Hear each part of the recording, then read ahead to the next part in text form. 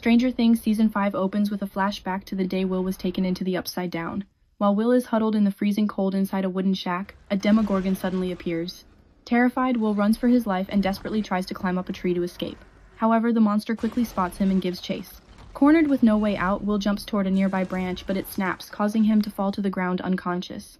The Demogorgon then drags Will into a dark chamber filled with grotesque tentacles.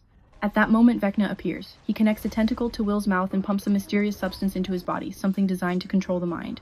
The story then returns to the present. More than a year after the final battle, Will's family is currently staying at Mike's house. After a chaotic breakfast caused by the overcrowded household, everyone rushes off to work and school. Will, Mike, and Mike's younger sister Holly ride their bikes to school together. At the town's radio station, Steve and Robin are working as hosts for the morning news and entertainment programs. Since the battle, Hawkins has been placed under strict military control. Anyone entering or leaving the town must carry a permit, and all gates leading to the Upside Down are heavily guarded. The townspeople have no idea what truly happened, as everything has been covered up by the military. In their eyes, Hawkins remains a safe place, especially since there are now more soldiers than civilians. At the high school, Dustin is harassed by members of the basketball team for wearing a Hellfire Club shirt.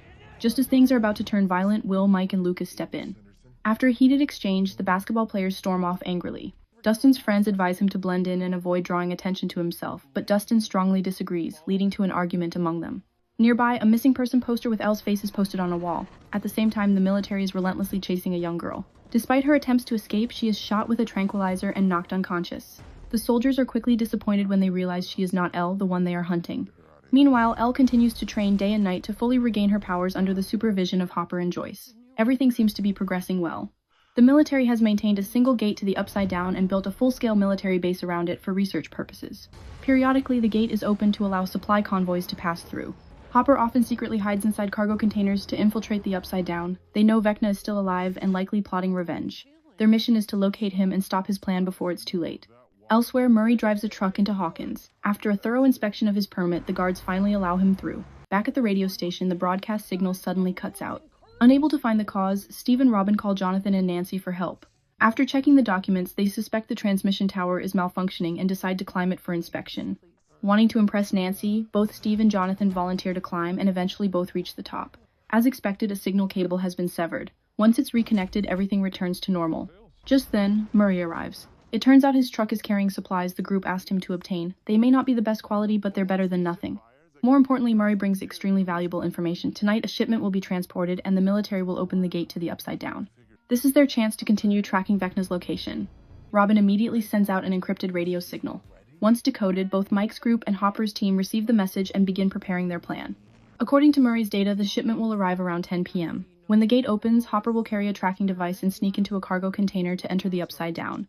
Both sides will stay in contact via walkie-talkies. Dustin and Steve will drive by following Hopper's tracker to ensure he doesn't get lost if anything goes wrong. The military will take about 2 hours to unload the cargo, and during that time, Hopper will try to locate Vecna. The group believes they will succeed this time, as this will be their 30th reconnaissance mission. However, Steve begins to doubt whether Vecna is actually still alive, since they have nearly searched the entire upside-down version of Hawkins, without finding any trace of him. Even Will and Elle can no longer sense his presence. Nancy insists they must be absolutely certain, because if Vecna is still alive, he will try to destroy the world. In the end, everyone agrees that Vecna must be found and eliminated once and for all. Dustin and the others are especially determined as they want revenge for Eddie. Suddenly, Will feels dizzy. His head spins and he hears the sound of children laughing. The group panics, believing this is a sign that Vecna is nearby. Will reassures them, saying he's just under too much stress from the mission. At that moment, Mike has to leave to pick up his sister Holly, so the group agrees to meet again at the radio station at 6 p.m. At school, Holly is playing on a merry-go-round when a boy named Derek runs over and starts spinning it violently. Holly becomes dizzy, experiencing the same sensation Will felt earlier. When recess ends, the teacher asks the class to return inside. Just then, a mysterious man approaches Holly and starts talking to her. However, from the teacher's perspective, Holly appears to be talking to herself. Believing the child may be having psychological issues, the teacher calls Holly's parents in for a meeting. It turns out this isn't the first time Holly has spoken to the mysterious man. She even addresses him respectfully as Mr. Whatsit. Mr. Whatsit tells Holly that there are monsters in Hawkins and that he only wants to protect the children. Mike becomes extremely worried about his sister and tries to help her. He gives Holly a female warrior figurine from a Dendy set, telling her it's a guardian angel that will protect her from all danger. At the military base in the Upside Down, Dr. K, the highest-ranking authority there, is dissecting a bizarre creature specimen. When a subordinate reports that Elle still hasn't been captured, she flies into a rage and orders her forces to find and capture Elle at all costs. Meanwhile, Elle, Hopper, and Joyce are making their way back to the cabin in the woods. To avoid detection, they are forced to travel through an underground tunnel network beneath the town.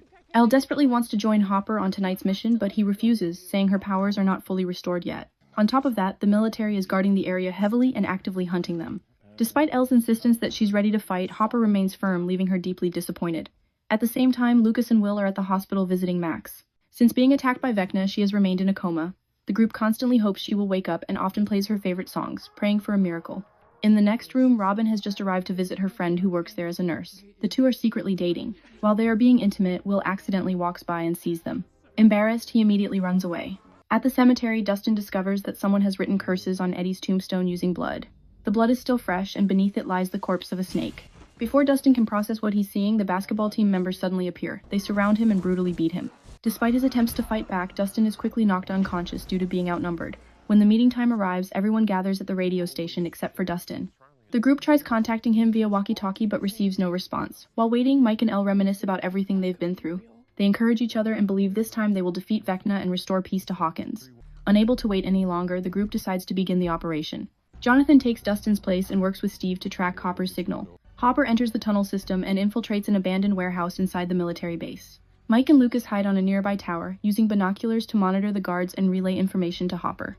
Just then, the supply convoy arrives. The military begins using flamethrowers to open the gate. When a guard lets his guard down, Mike immediately signals Hopper to move.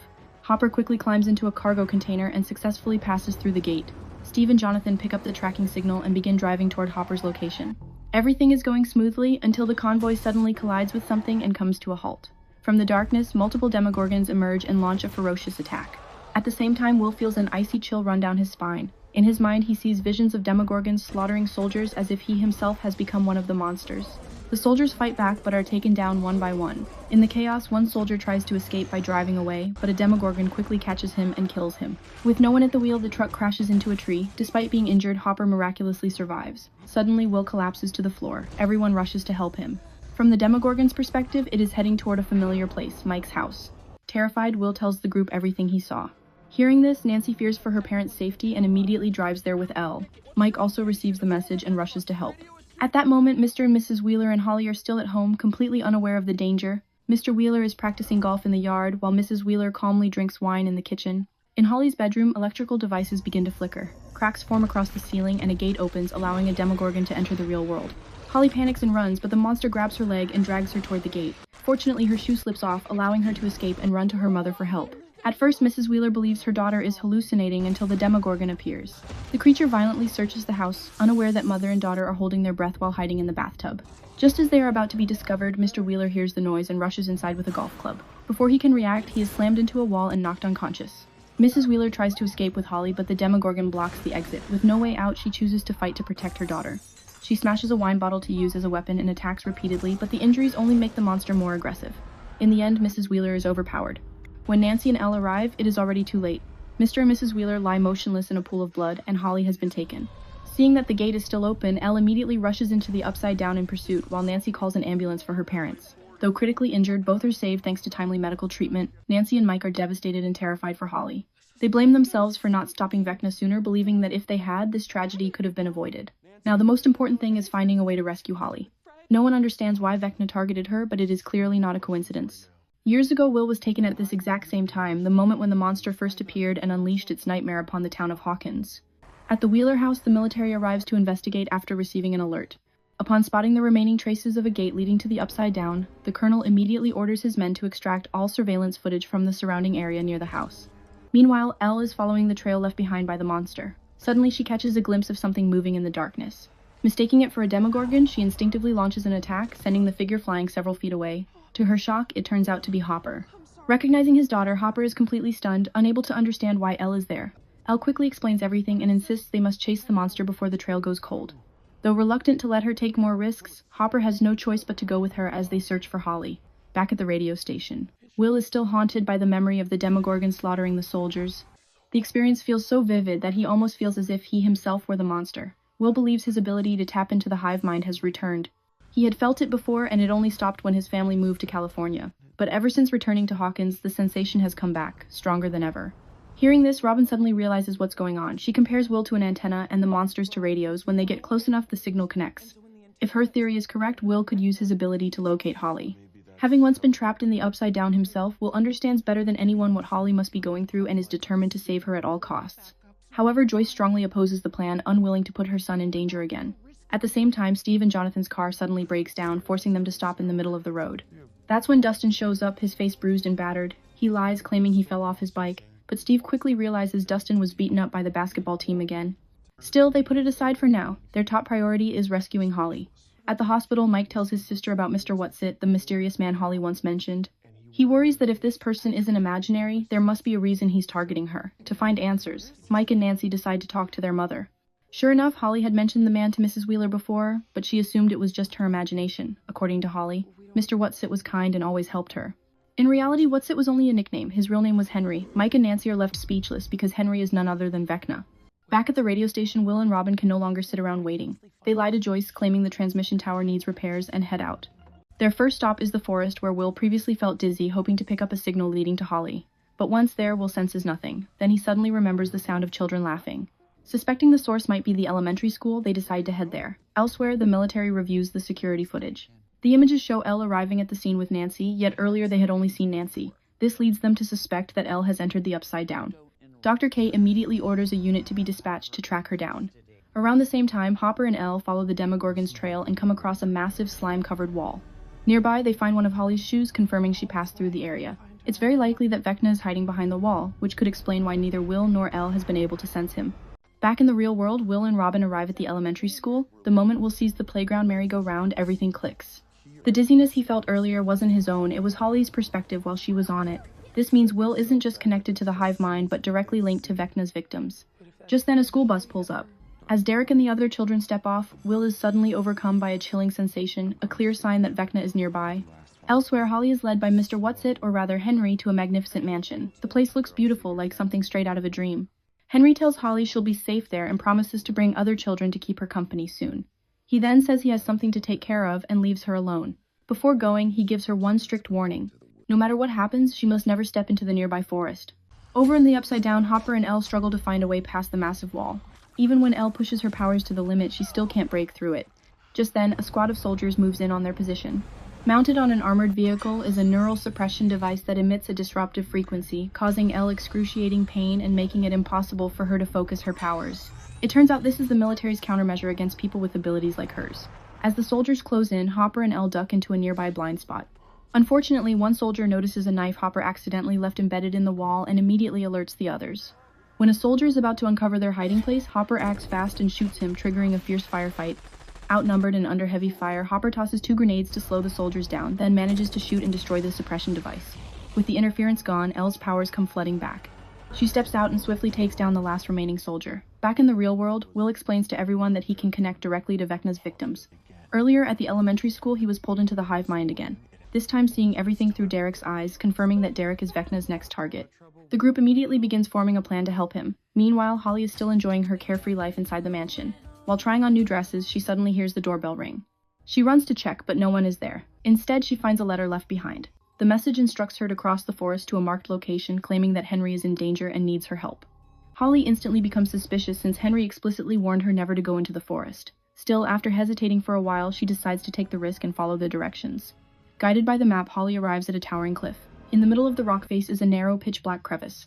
As she leans in to take a closer look, a dark shadow suddenly darts past her face, terrifying her. She immediately turns and runs deeper into the forest. But not long after, the mysterious figure catches up to her, and to her shock, it's Max. In the Upside Down, the Colonel explodes with rage upon learning that his entire squad has been wiped out. He orders his men to hunt down whoever is responsible, no matter the cost. At the same time, Hopper and Elle are hiding out in a nearby junkyard, where they capture the only surviving soldier and take him hostage. Elle believes he might know how to get past the wall, so she proposes entering his mind to extract the information. Inside the soldier's memories, Elle finds herself at a military base where Dr. K and her team are conducting experiments. At the far end of the passage stands a reinforced door. Elle tries to force it open with her powers. The intense mental pressure overwhelms the soldier, causing him unbearable pain. Unable to endure it any longer, he blacks out, pulling Elle out of his mind. Even though she never sees what's behind the door, Elle senses that whatever is contained inside is an entity far more powerful than she is. Back in the real world, the group decides they must move Derek to a safe location before Vecna sends another Demogorgon to take him, just like he did with Holly. To do that, they need access to Derek's family. That's when they turn to Erica, Lucas's younger sister, because she's close friends with Tina, Derek's older sister. That night, Erica brings a cake to Tina's house as a friendly gift. The others stay hidden outside, ready to move when the time comes. Tina's parents and Derek happily eat the cake, unaware that it's been laced with sedatives. Tina is the only one who doesn't touch it since she's trying to watch her figure. Soon enough, the drugs kick in and one by one the family members pass out. Panicking, Tina tells Erica to call an ambulance. Instead, Erica pulls out a syringe filled with sedative and injects Tina, knocking her out on the spot. To keep Vecna from tracking them, the group blindfolds each member of Derek's family. Joyce then drives them to a remote, abandoned warehouse. Meanwhile, the rest of the team begins setting traps throughout the house to prepare for the monster. They cut a massive hole in the middle of the living room floor, line it with razor wire, then carefully cover it with a rug to hide the trap completely. Once everything is ready, everyone takes their positions and waits. In the middle of the night, the lights begin to flicker, a clear sign that it's coming. In Derek's bedroom, a gate opens, allowing the Demogorgon to enter the real world. It slowly approaches the bed, ready to take Derek, only to discover a decoy under the blanket. At that moment, Lucas suddenly reveals himself, hurling gasoline-filled balls at the creature before sprinting away. The Demogorgon charges after him and runs straight into a trap of sharp spikes. Lucas keeps leading it toward the living room. When the monster steps onto the rug, the floor gives way, leaving it hanging desperately from the edge. Mike rushes in and lands a hard blow, sending it crashing down into the razor wire. Instantly, Nancy fires a tracking round into the creature's body. Jonathan lights a firework and throws it at the Demogorgon, igniting it in flames. Screaming in agony, the monster retreats and escapes back into the Upside Down. Outside, Dustin picks up the tracking signal and immediately directs Steve to follow it, hoping the Demogorgon will lead them straight to Holly. The creature moves incredibly fast, forcing the group to push their car to the limit just to keep up. Everything is going according to plan until the Demogorgon suddenly changes direction and heads southeast. The group goes pale. That direction leads straight to the abandoned warehouse where Derek's family is hiding. It turns out Derek woke up and removed his blindfold. Vecna is inside his mind, seeing everything through Derek's eyes, and now he knows exactly where they are. Will can feel it, the monster is getting closer and closer. They have to get out of there immediately. Joyce tries to explain to Derek that a monster is coming for him and that all they want is to keep him safe. Derek pretends to believe her and plays along, but the moment everyone lets their guard down, he bolts. Will chases after him and manages to catch up, while Robin and Erica slam the warehouse doors shut. Derek keeps struggling and scrambles up to the upper level. Suddenly, Will is hit with a chilling sensation. In his mind, he sees the Demogorgon has already arrived. It starts smashing everything in sight, and within seconds, the warehouse doors are torn apart as the monster forces its way inside. Only then does Derek truly realize that everything they said was real. As everyone panics and backs away, Joyce grabs an axe and bravely charges forward, using all her strength to push the creature back outside. At that exact moment, Steve comes flying in with the car, slamming straight into the Demogorgon and sending it crashing several feet away. Badly injured, the monster quickly opens a gate and escapes. Not wanting to miss the chance to follow it, Steve floors the gas and drives straight through the gate before it can close, successfully bringing the whole group into the Upside Down. They continue chasing the creature, but before long, the car suddenly slams into a massive wall. Meanwhile, Will is still connected to the hive mind. Through the monster's own eyes, he sees the other children being held captive. The sight is so horrifying that Will turns pale. Once he regains his composure, he quickly sketches what he saw. The group soon realizes the truth. Vecna's target isn't just Holly or Derek. He's going after many children at once. Just then, Mike and Lucas rush over with urgent news. It's not just Vecna the kids need to worry about, the military is after them too. Earlier, they personally witnessed all the children in town being loaded onto a military transport. At the military base, Dr. K explains her reasoning. On the night Holly disappeared, Elle was seen at the scene. Then just one day later, 3 more children vanished. Dr. K concludes that Elle must be the one abducting them. Gathering all the children at the base is actually a trap meant to lure Elle out into the open. Elsewhere, Max leads Holly back to where she's been staying. Mike used to have his friends over all the time, including Max, so Holly recognizes her right away. The one thing that deeply confuses Holly is how Max can be standing here when she's supposedly still in a coma at the hospital. Sensing her doubt, Max finally tells her everything. It all started the day Vecna attacked her. For a brief moment, Max believes she actually died, but then something pulled her into a strange world. It looks exactly like Hawkins, but from 30 years ago. At first, Max thinks she's traveled back in time, but no one can see or hear her, as if she's nothing more than an observer. That's when she realizes the truth: she's trapped inside Henry's mind. This nostalgic world is actually a prison built from countless memories where Henry keeps his victims. Max has tried escaping over and over again, only to be dragged back to the starting point every time. Until one day, she hears a familiar sound, the song she loves most. Following the music, she finds a gate. On the other side, she sees herself lying in a hospital bed, with Lucas sitting beside her. The song is coming from the player Lucas turned on. Max runs toward the gate, just one step away from freedom, when the music suddenly stops. The gate vanishes right in front of her. Moments later, Henry appears. Terrified, Max runs, with him close behind. But when they reach the mouth of this cave, Henry suddenly freezes. Something inside frightens him so deeply that he can't take another step. From that day on, Max chooses this cave as her refuge, the only place where she feels safe. When Max sees Holly being dragged into the same memory prison, she immediately comes up with a plan for them both to escape. After carefully instructing Holly on what to do, Max sends her back to the mansion to avoid arousing Henry's suspicion. Back in the real world, the group starts planning how to rescue the children before Vecna sends more Demogorgons to capture them. They inspect the underground tunnel system beneath the town and discover a tunnel running directly under the military base. Robin suggests digging up into one of the bathrooms, just like in Prison Break movies, and using that route to smuggle the kids out. Now all they need to do is infiltrate the base, locate the bathroom, and gather the children Vecna is targeting.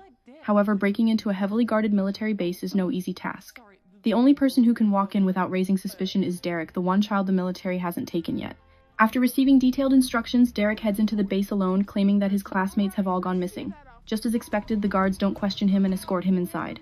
Derek pretends he needs to use the bathroom, then radios the group with its location. After that, he asks the other kids if anyone knows Mr. Whatsit. Anyone who does is told to meet him in the bathroom after dark, where he'll lead them to their savior. Before long, Derek successfully gathers all the children Vecna is after. Over in the Upside Down, Dustin's group contacts Hopper and Elle over the radio, saying their car is stuck in a slimy wall near the cemetery. Hopper is stunned. The cemetery is on the opposite side of town, far from where he and Elle encountered the wall earlier. This can only mean one thing: the wall might be encircling the entire town of Hawkins. Instead of regrouping with Dustin's team, Hopper and Elle decide to infiltrate the military base themselves. They want to know what's being held inside the secret room. It could very well be Vecna. Using her training, Elle silently leaps onto the roof. She swiftly takes out a guard, steals his keycard, and lets Hopper inside. They break into the lab, overpower a technician, and force him to open the hidden door. When he refuses to cooperate, Hopper knocks him out cold. At the same time, the soldier they had been holding hostage regains consciousness, frees himself, runs back to the base, and raises the alarm. Dr. K immediately dispatches a squad to hunt Hopper and Elle down. As Elle struggles to open the door, the military activates the neural suppression device, leaving her dizzy and unable to use her powers. Moments later, soldiers storm the lab, spot someone hiding in a locker, and unload their weapons, only to realize they've just killed the unlucky technician. Hopper, hiding nearby, opens fire and takes out the squad. When he runs out of ammo, he ambushes the last soldier and engages him in hand-to-hand combat. The soldier pulls a knife, but Hopper dodges, slams him into a glass cabinet, and knocks him unconscious. Before Hopper can even catch his breath, a tentacle suddenly coils tightly around his neck. Dr. K steps in, recognizing Hopper as the thorn in her side, the man who's caused endless trouble and kept the military from ever finding Elle. She demands that Hopper tell her everything he knows. When he refuses to say a word, she lowers the room's temperature to extreme levels, causing the creature to tighten its grip. Seeing her father about to suffocate, Elle forces herself to stand. Staggering forward, she attacks Dr. K with a pair of scissors. Hopper seizes the moment and kicks the temperature control, heating the room back up and forcing the creature to release him. He grabs Dr. K's gun and knocks her unconscious. Back in the real world, Murray brings the group all the equipment they'll need, and the operation quickly gets underway. They head for the entrance to the underground tunnels beneath the town. Along the way, Mike asks Will what it feels like to connect to the hive mind. Will says it's like an endless nightmare, seeing through the monster's eyes as they slaughter innocent people, completely powerless to stop it. That's when Mike has an idea. He tells Will that he can turn that trauma into strength. If Vecna can control the monsters through the hive mind, then Will might be able to do the same while connected to it. Robin quietly watches the exchange.